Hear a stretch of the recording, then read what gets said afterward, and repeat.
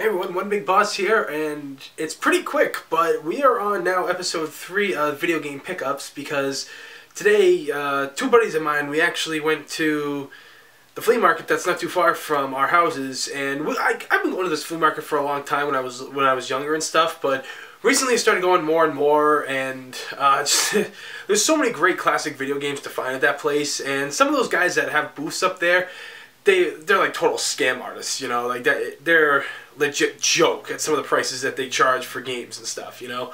So I mean, like some of their discs are like scratched up, the cases and covers are cracked beyond belief, and when you try to make deals with them, it's like they're insulted. It's like, okay, you're selling this game for $30, not even it's an original case or with its manual or anything like that, and the disc is kind of meh.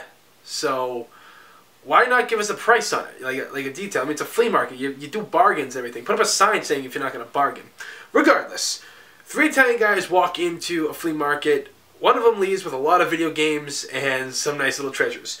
The first one I want to show, though, it's actually not video game related in any way, but I had to buy it today.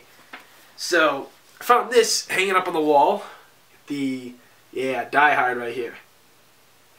As everybody knows, I am a huge fan of the Die Hard series. It's the first movie I can ever remember seeing as a little kid, and it's Die Hard. What else do I gotta say? John McClane kicks ass, Bruce Willis, one of the greatest actors of all time.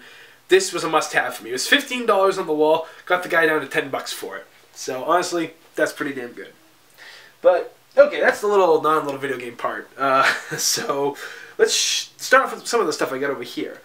I was able to find another box for a video game. Mario Brothers 2 box. I mean, it's in pretty decent shape. It comes with all the strategy guides and all that cool stuff inside. Now, the game was originally selling for $25 with the game. Now, that's not bad.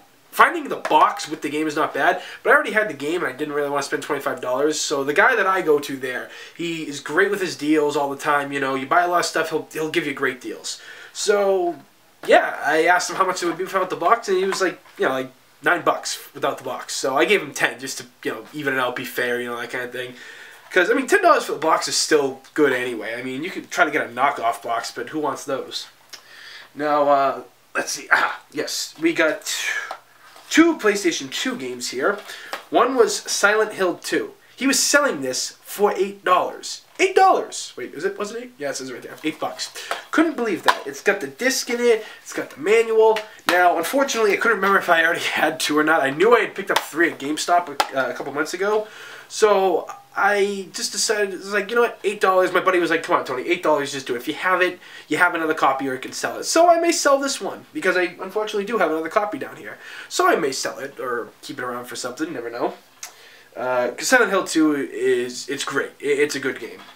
Except for on the HD collections. The next PS2 game I have is a game called Extinction. I had played this, Extermination. I had played this a couple times in the past, like when Blockbuster was still open years and years and years ago.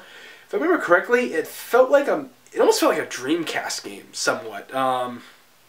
To think of it, it may have been one. They may have ported it. I'm not too sure. I'll have to look on that. But I remember playing it. It felt like a mix of like survival horror and Metal Gear almost. So I mean, it's a pretty interesting game for what I remember. It was kind of creepy. I mean, there's some creepy stuff here on the back. It's hard to see on the camera and everything. But you know, I figured it was worth the pickup. It was $5. You know, so I'm not complaining. Now on to the PS1 collections. These were pretty good. I found this game called Loaded. I know nothing about it. I've heard of it before, I just don't really remember anything about it, but it was $10, so I picked it up. Big deal. The next one was a game that my other buddy and I discussed a long time ago with a bunch of people. They didn't know about this game. Yes, Revolution X, the Aerosmith game, pretty much. This was like a big arcade shooter, if I remember right, but either way, having this, I mean, I'm a huge Aerosmith fan. I'm from Boston. Steven Tyler's from Boston. My father was a cop. Steven Tyler had a place around here a long time ago. My father was in his house when the alarm was going off. He saw all the gold records on the house and everything. So I figured, you know what, might as well get it. Plus, these cool long boxes, they're great. They're just awesome. Like, it's hard to find these things. I'd like to find the original Resident Evil long box if I could. And the last one on the PlayStation 1, which this one I was really happy to find, the original Tekken. This thing is beautiful. Case is pretty much fully intact. There's a couple little like scratch marks under here, but nothing too big deal. But yeah, the original Tekken for $20. He gave it to me for, I believe, like $15. So it's perfect. I was happy to pick this up. Next up would be the Dreamcast section. Now, 2 of them are Japanese games, one's American. We'll do the American one first.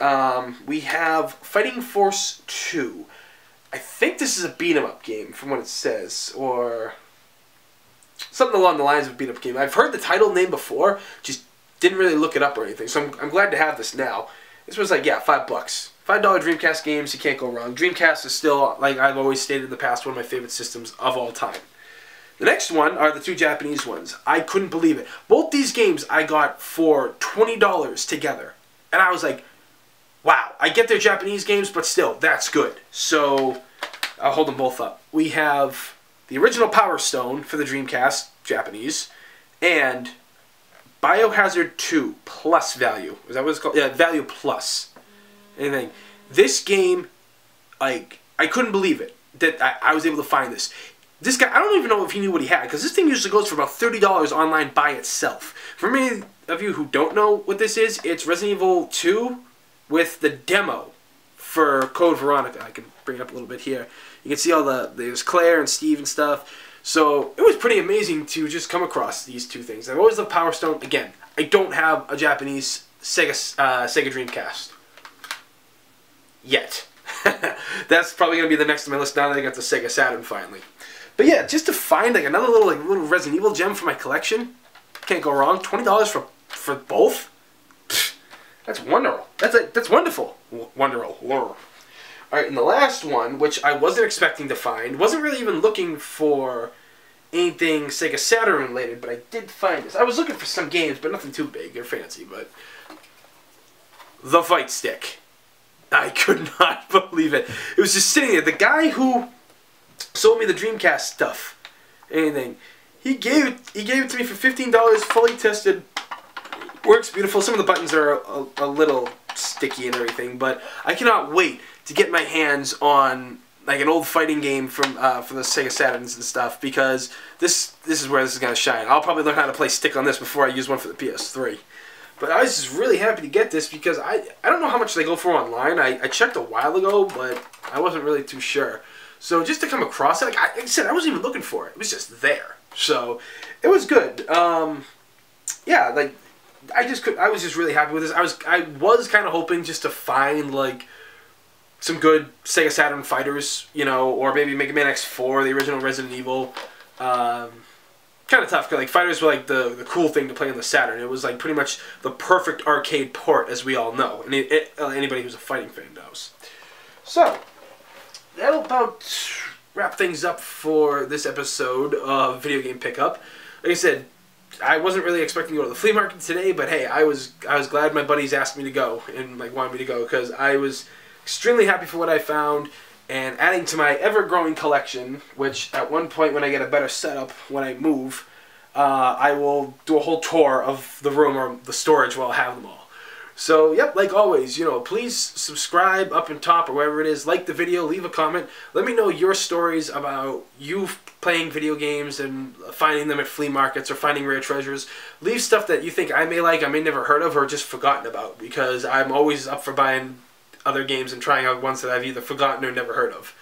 So, oh yeah, and like I said, if anybody here in the Boston area is interested in going to this flea market, it's called the Raynham Flea Market.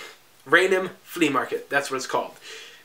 Go there, check it out. There's a guy I know there, great deals. A lot of the other guys, kind of con artist types, or they're just like, you know, there to make a buck. But it's worth a go for when you want to find old games, especially like Super Nintendo and Game Boy games.